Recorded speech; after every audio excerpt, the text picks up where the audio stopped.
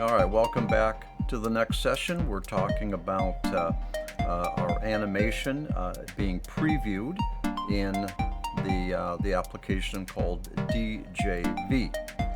Now, we were talking about frames per second, and I illustrated 16 frames per second, 30 frames per second, 60 frames per second, and the conclusion is stay with 60 frames per second.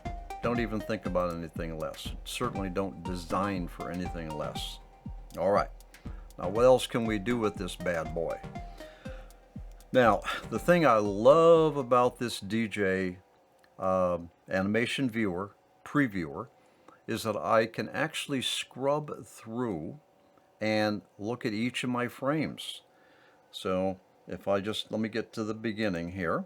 So all I'm doing here is I'm just holding down the mouse key and I'm scrubbing through my animation to determine whether or not I have any problems, okay?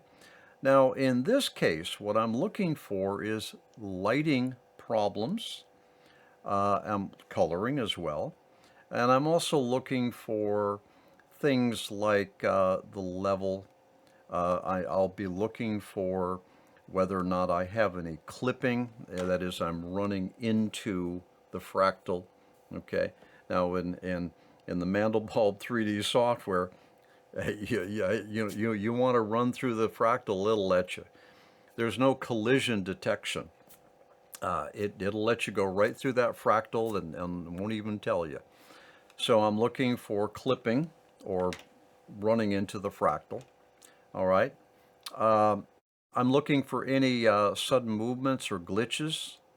All right. So let me do this for you. I'm gonna run it. I'm gonna run it at 60 frames per second. All right, 60, because I like the speed, and that's where I'm going with this thing. All right. So what I'm going to do is we're going to run it, and we're going to both watch it. And here's what we're looking for. All right, keep these things in mind. We're looking for the smoothness of the animation. We're watching for glitches, sharp movements, sudden movements. Okay, so we're looking for, let me give you a nice word. We're looking for motion. All right, we're also looking to see whether or not our animation events are what we intended. All right, so let me just say events, so motion, events. We're looking for lighting issues. Probably shadowing is probably going to show up as being your worst. We're also looking for coloring issues. I had mentioned this way back in who knows what session, but I was saying that when you animate through a scene where you have color banding, all right, that banding can actually start to move around and glitter and jitter. And what I mean by this is, here's your blue coloring band, all right, and then you've got like a tan coloring band. You got like another band down here, and so you get some green. So there are basically like 4 colors involved. Or there's more than 4 colors, but 4 hues that are relative to the z-axis in this Mandelbulb scene. Now we talked about that. So if you haven't been viewing every single session, you probably have missed that very subtle point. But coloring in a Mandelbulb 3D environment it has a relationship to the z-axis, as we can see here. All right, z-axis, this is closer. All right, this is further away, that's farthest away, midpoint, and then closer, foreground. So what we're looking for as we animate through this thing is whether or not the colors, which have a relation to the z-axis, whether the colors are behaving okay. And we're looking for that too. All right, so now, just in review, as we play through this thing, we are looking for motion, animation events, lighting, shadowing, and coloring. That's what we're looking for. We're analyzing, and we're only analyzing 10 frames, because here's a key point. This is a key point.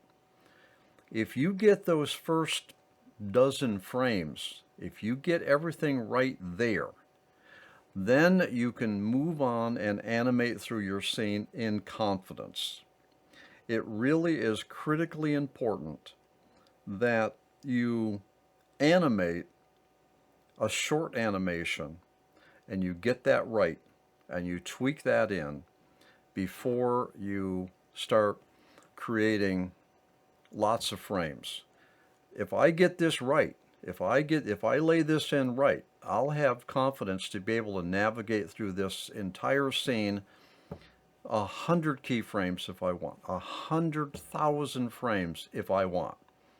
Now, I won't go that far, but so it's critically important, trust me on this, that you get these early keyframes right. You get your animation as optimized for motion, animation events, lighting, and coloring. All right, let's do it. Keep those 4 things in mind now, okay? So I'm going to run this now at 60 frames per second so that we have a nice, smooth move through the scene. Motion, animation events, lighting, coloring. Here we go.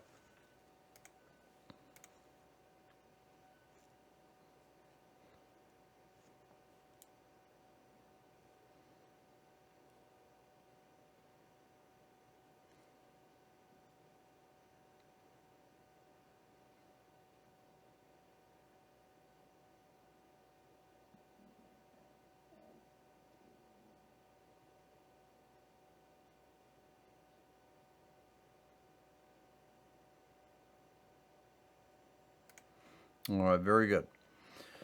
Very good. Yeah, there's some things there and I want to correct, but the motion was good. Okay, the motion was good. There was no glitches, no jumps, no jerks. It wasn't colliding with anything, so that was good.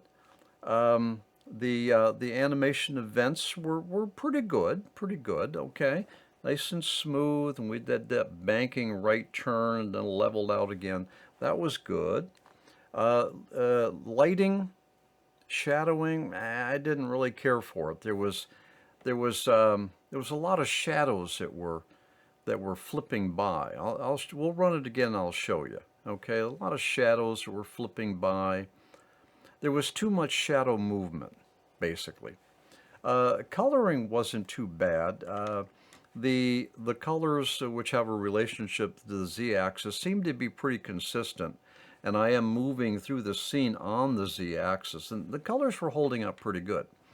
Now I'm going to run it again, and this time focus on lighting, shadowing, and watch the behavior of the shadows as we move through the scene. So here we go. Now you're only concerned right now with the shadowing. Okay, so watch this.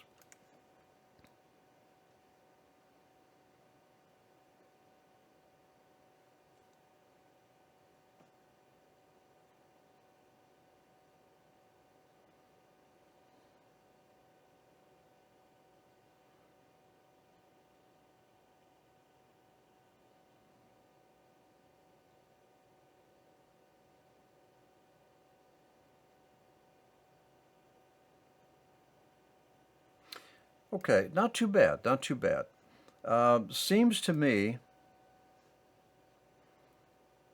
right in there, okay, there's an awful lot of shadows. Now those shadows are accurate. Those are accurate shadows. There's nothing wrong with the shadows. They're behaving as they should. The shadowing is coming from a light source that I have. I have 2 light sources in the scene, if you remember. All right. So that shadowing is the light source that's coming from the upper left All right, and those shadows are from the objects up in the upper area of the Mandelbulb scene, and those shadows are